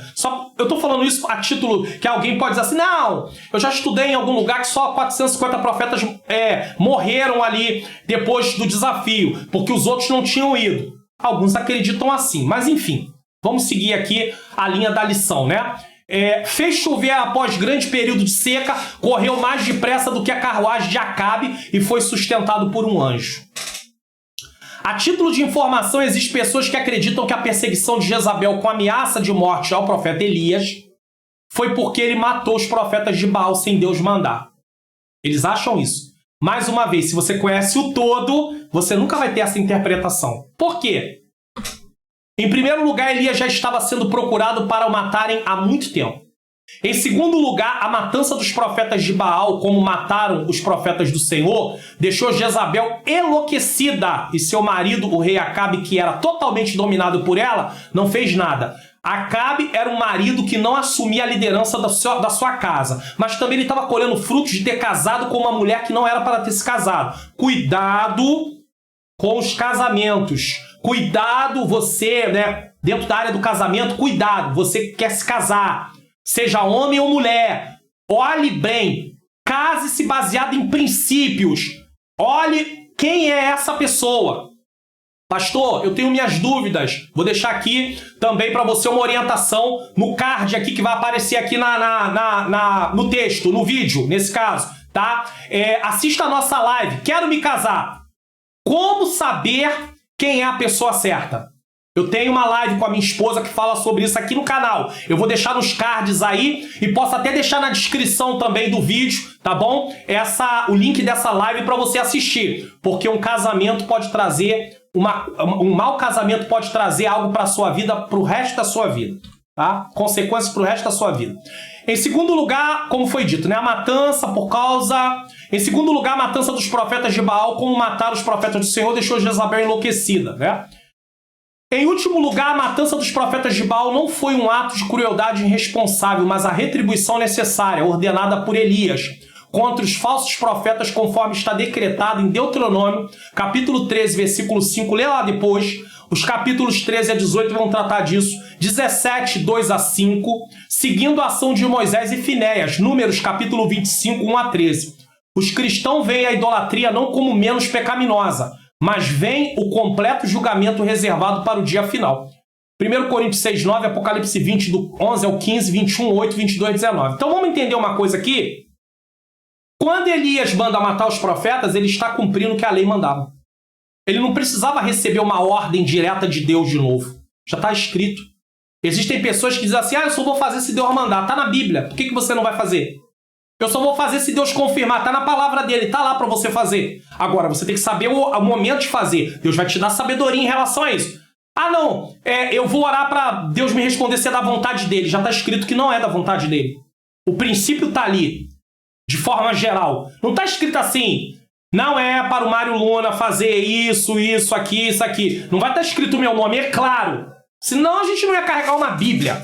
Deu para entender? Então, mas o princípio geral está escrito. Todo aquele que ama e pratica mentira não vai para o céu.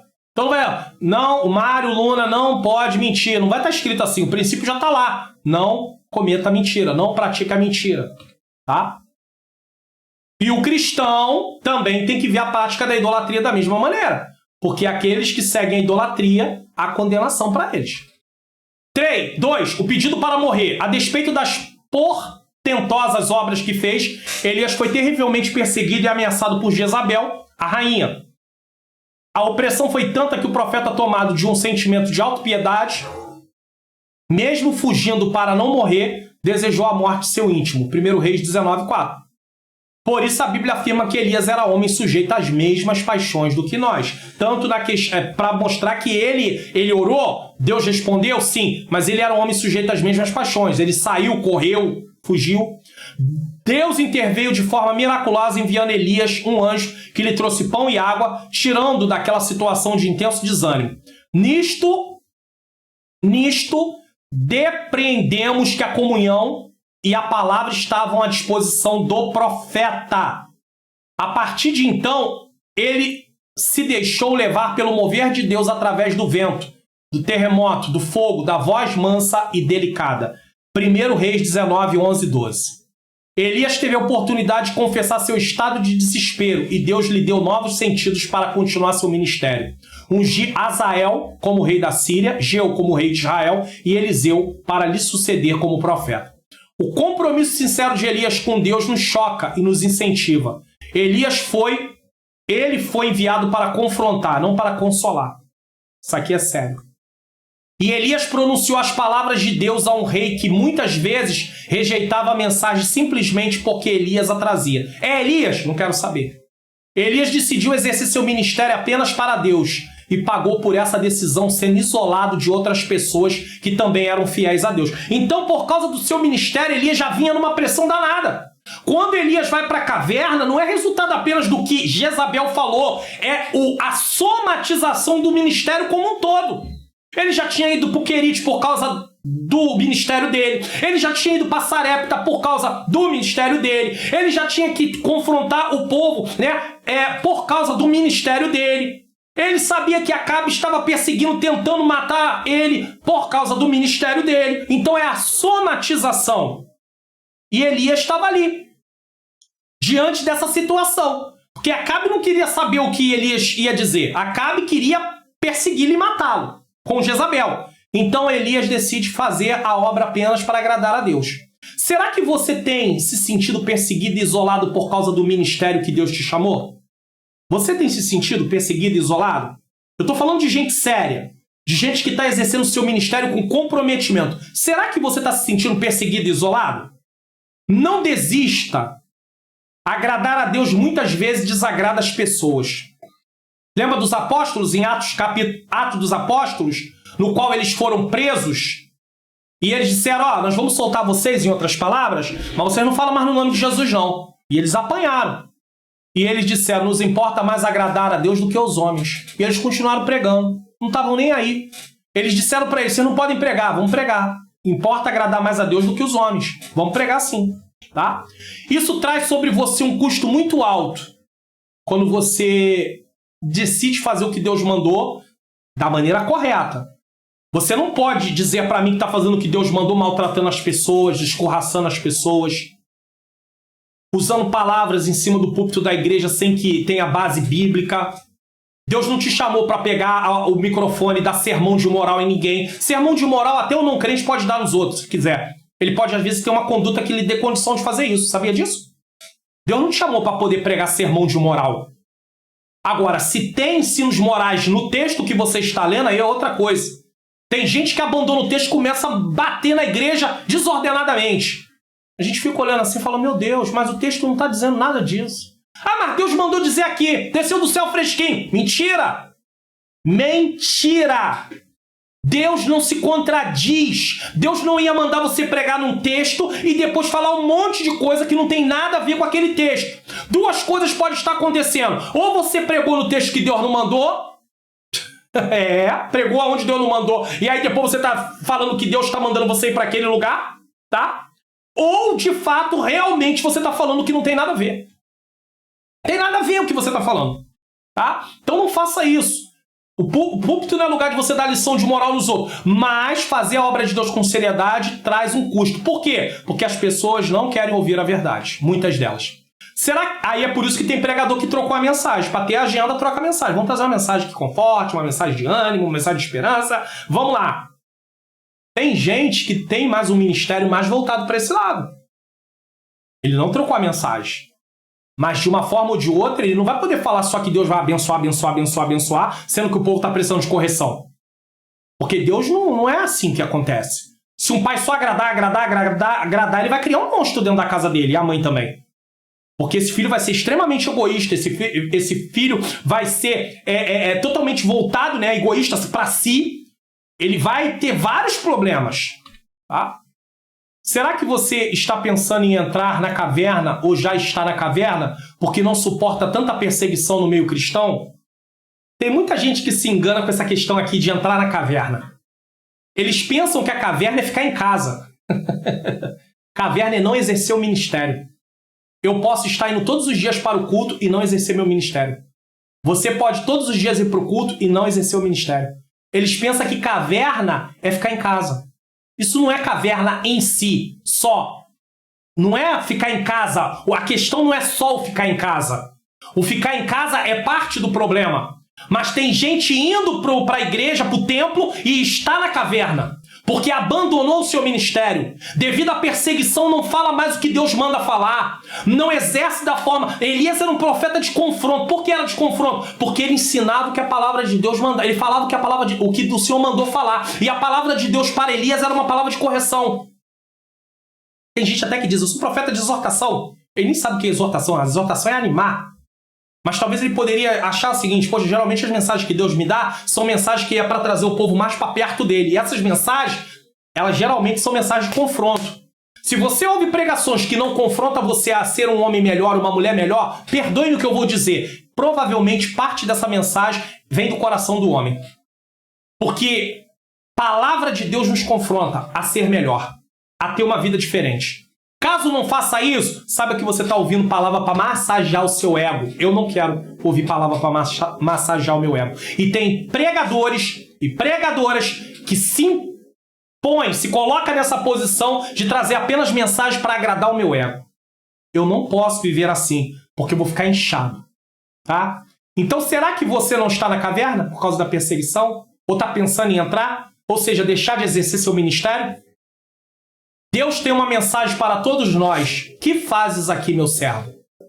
O que você está fazendo nessa posição aí, meu irmão? Irmã, você é presbítero, você é pastor, você é evangelista, você é pregador da palavra de Deus, você é pregadora, você é irmã da mesa de oração, você é missionário, você é missionária. E aí, o que você está fazendo aí? Você é servo de Deus, como um todo. Deus te chamou. Você que saía para evangelizar nos presídios, você que saía para distribuir comida na rua para as pessoas de rua, você que saía em campanhas para distribuir roupas, para fazer obras sociais, e alguém começou a se levantar, e alguém começou a questionar, e alguém começou a reclamar. Você vai parar? Não pare. O Senhor te chamou para uma obra. Não desista. O seu compromisso não é com homem, não é com mulher, é com o Senhor. Ele te chamou para esse ministério. Eu quero deixar uma coisa muito clara aqui. Não espere que todas as pessoas entendam o ministério que Deus te chamou. Sabe por quê? Porque o ministério que Deus chamou você é seu. É para você fazer. As coisas que Deus coloca no seu coração, que tem que ter base bíblica para isso, mas aquele que coloca no seu coração, as pessoas não vão entender. Por que os irmãos de José não entenderam o sonho de José? Porque o sonho de José não era para eles. Tinha a ver com eles, mas não era para eles. Não era uma missão deles. Então as pessoas não vão entender aquilo que Deus coloca no seu coração para fazer. Muitas delas não vão entender. E você vai parar por causa disso? Ou você vai ficar vivendo só para se defender? Se justificar? Não! Enquanto você para se justificar, você perde tempo de fazer a obra. Lembra de Neemias? Não posso descer porque estou fazendo uma grande obra. Eu não vou parar a obra para poder conversar com vocês. Em outras palavras, Elias está dizendo, eu não vou perder tempo com vocês. É você não vai virar para todo mundo que vier falar coisas para você que não deve, dizer, eu não vou... Porque aí você pode trazer, aquilo pode suscitar a ira. A palavra branda, né? A palavra branda é necessário. A palavra branda desvia a ira. Mas quando ela não é branda, suscita o quê? O furor. Então é preciso ter sabedoria como falar. Mas mentalmente você já sabe, eu não vou me envolver com isso. Eu não vou parar por causa disso.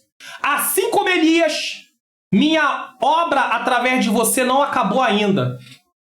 É tempo de avançar. Essa é a palavra do Senhor para mim e para você. Assim como Elias, a minha obra através de você não acabou ainda. É tempo de avançar. Síntese do tópico 3. Deus compreende nossos momentos de desânimo e fadiga, pois eles fazem parte da nossa humanidade. Os homens não compreendem às vezes. Os homens acham, tá na caverna, vai morrer, não quer nada com Deus. Não foi eles que morreram na cruz por você? É até de se entender essa insensibilidade. Mas se você começar a ter autopiedade de você por causa disso, só quem vai ter problema é você, porque quem está parado é você, sou eu. Então vamos em frente. Ei, se você parar, você sofre. Se você fizer a obra de Deus, você também sofre. Só que há duas coisas diferentes. Aquele que está parado vai sofrer e aquele que faz a obra de Deus vai sofrer também. Só que aquele que está parado vai responder a Deus porque não fez o que Deus chamou ele para fazer.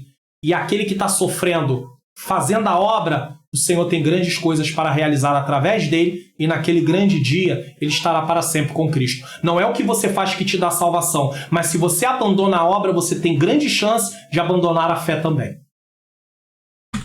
Conclusão. A vida de Elias é um grande exemplo para todo crente que fielmente serve ao Senhor.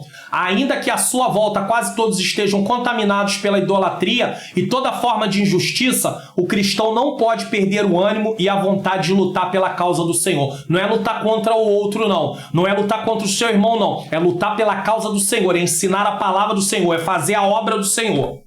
Elias é o exemplo do cuidado e da fidelidade de Deus quando o crente fiel decide seguir a palavra de Deus ensina e não aquilo. Quando o crente fiel decide seguir o que a palavra de Deus ensina e não aquilo que a maioria acha certo. A maioria achava certo seguir a Baal. Elias mostra, não, Baal não é Deus. Eu vou provar para vocês que Baal não é Deus através do que Deus mandou fazer. Não tem chuva, não tem chuva. Depois apresenta para o desafio. O Deus que responder com fogo, esse é o verdadeiro Deus. Baal era considerado o Deus da chuva e o Deus do fogo. E agora, cadê Baal? Baal não responde nem com chuva e nem responde com fogo. Através de Elias, Baal foi desmoralizado totalmente, desacreditado totalmente diante do povo. É claro que mais tarde o povo volta novamente às suas velhas práticas, mas naquele momento, é um período específico, Deus levanta um profeta. Ei, talvez você diga, mas daqui a um tempo o povo vai voltar a fazer tudo de novo. Viva o seu tempo. Esse é o seu tempo. Esse não é o tempo daqueles que ainda vão nascer. Esse não é o tempo daqueles que são crianças. Às vezes você fala, a geração que está vindo aí, mas ainda não é o tempo da geração que está vindo aí. Esse é o tempo da nossa geração. Deus conta com os Elias da atualidade, do presente, do momento. Então vamos fazer o que Deus nos chamou para fazer. Entendeu? Próxima lição. Nossa próxima lição, lição 5, o reinado de Acasias. Todo o reino do norte caiu numa idolatria, os reis foram reis maus, não foram reis bons, fizeram o que foi mal aos olhos do Senhor, então nós vamos ver muitas coisas ainda nessa lição. Quero lembrar vocês que, deixa um like, por favor, aí, para poder contribuir com o canal, né?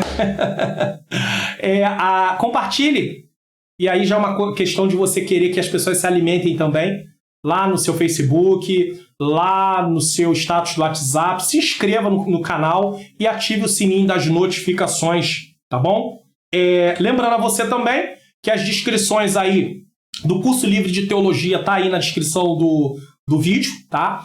o link para você clicar, caso você se interesse. Eu falei sobre isso durante 2 vezes na aula, porque é uma coisa que vai contribuir, tem a ver, se eu falei de teologia, por que não indicar um curso que eu estou fazendo, tá? E também vou deixar aí para vocês aí o link da live, para que você possa ter cuidado como escolher uma pessoa para você poder se casar. Deus vai abençoar, mas você é que vai procurar a pessoa, você que vai olhar, tem a ver com o seu gosto também e tem a ver com princípios bíblicos. Não é uma coisa que, às vezes as pessoas falam assim, eu estou esperando o Senhor, como se fosse aparecer uma pessoa na sua porta. Isso não vai acontecer, você vai esperar a vida toda e isso não vai acontecer, porque se acontecer você não vai aceitar, não diz para mim que você vai aceitar, e você não vai aceitar isso. Você nem conhece a pessoa, então você não vai aceitar. Então você precisa realmente assistir essa live, porque lá você vai poder entender o que deve fazer, tá? Para poder saber que está realizando um casamento dentro daquilo que Deus espera, dentro daquilo que é da vontade dele. Ah, pastor, eu já sou casado, não preciso disso. Compartilha o link da live para pessoas do seu convívio que precisam, que são solteiras, que estão perdidas aí, sem esperança, tristes, amarguradas porque ainda não se casaram. Vamos fazer uma oração? Senhor Deus e Pai, eu quero te agradecer por essa aula, que o Senhor venha falar aos nossos corações, Senhor, através de colocar em prática, Senhor,